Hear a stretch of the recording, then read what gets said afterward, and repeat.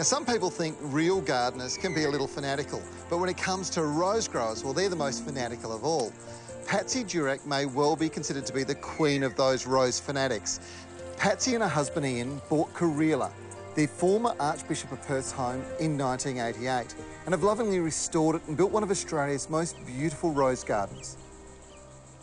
Well, Patsy, your garden is absolutely stunning, but I've noticed that, the majority of the plants you've got here are all roses. How many roses have you got? We've got just under 1,000 roses, wow, both this side of the road and across the road. Of course, yeah, you filled this garden up, so you thought you'd buy a house over the other side of the road so you could fill that one up as well. Yes. That's all David Austen's? Yes, and a few Delbards. Okay, so yes, the English and the French roses. Yes. Tell me, with roses, they're obviously an inspiring plant, but what possessed you to put so many into your garden?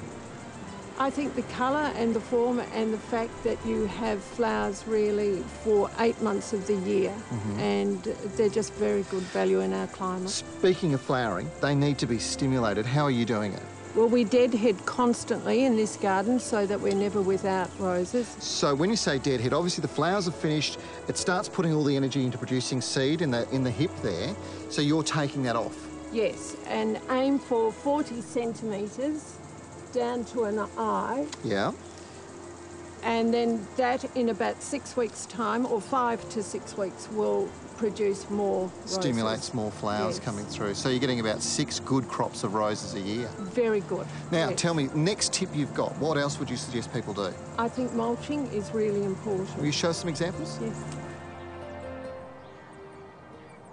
So this is your mulch, Patsy. What type of mulch are you using? This is a lupin mulch, and we put it on very densely because we like it to last for the full season. You can see it's dry on the top but nice and moist underneath. One of the things yes, that I've noticed with this is when you take a look at it, you've got a good 100mm layer of this mulch sitting in there, so you're really keeping a lot of mulch on top of the soil. But over here at the base of the rose, it's all bowled out down to the natural sands. Yes, we do that, and then we fertilise right back on the drip line, and I think it's good then for the watering. The watering's got a bowl then to go Absolutely. into. So there's more likely water's going to run to the rose's roots yes, than run away from, which yes, is perfect exactly, when you're in really good free-draining soils. Patsy, roses look fantastic in the garden, but they look even better in the house in a vase. What's your tips when it comes to picking them? I think if you pick them and they're just on their way to being open, if you'd like them to last a few days, and really if you can aim for 40 centimetres. All right, show us what you do. So about that So sort of about that, and to an eye. And I'll give that to you. with the trick with these, I think, is as much variety as well, so that you end up with a vase full of lots of different types of colours and shapes. It's often lovely to have a variety of colours, yes. Patsy, they make the most beautiful vase, don't they? They are fantastic plants. Now, this little shop, this garden of yours has become a bit of an enterprise as well.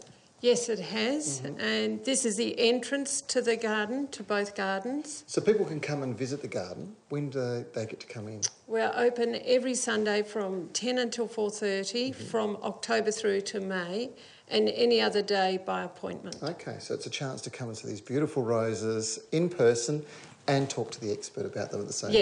Yes, we're always here. Thanks.